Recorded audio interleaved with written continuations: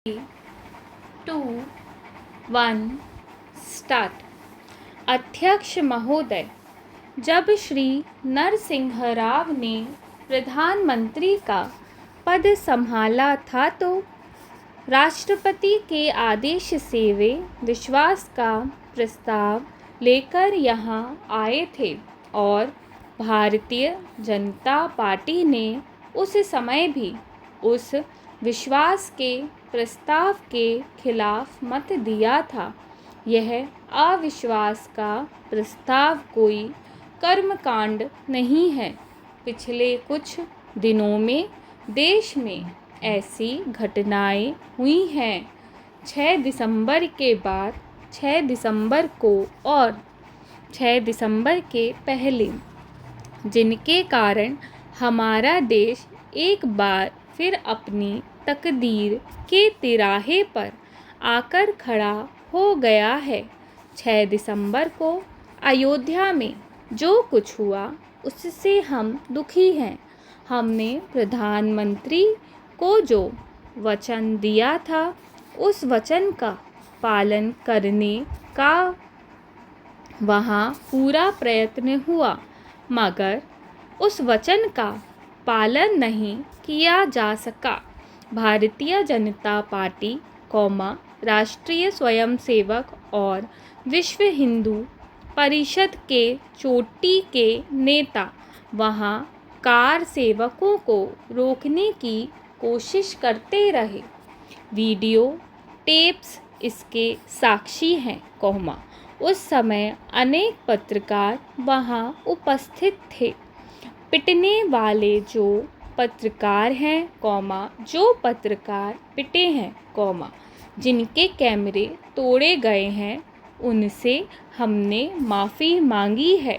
पत्रकारों से दुर्व्यवहार इसलिए किया गया क्योंकि वे कार सेवक नहीं चाहते थे कि वे जो कुछ भी कर रहे हैं उसका रिकॉर्ड हो।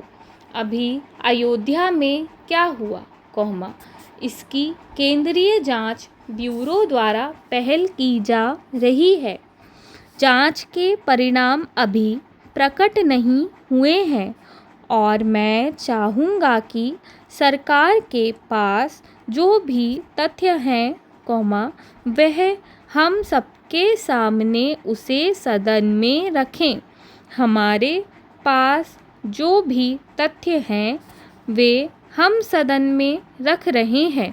मैं तो यहाँ तक कहूँगा कि इस तरह के काम में हिस्सा लेने वाले जो लोग थे उन्हें स्वयं सामने आकर कहना चाहिए कि हमने तोड़ा है और हम उसका दंड भुगतने के लिए तैयार हैं, क्योंकि बड़ी संख्या में उपस्थित कार सेवकों ने इस तरह के काम में हिस्सा नहीं लिया। यह कौन समूह है, यह कहाँ से आया है, किसने संगठित किया है, हम जानना चाहते हैं।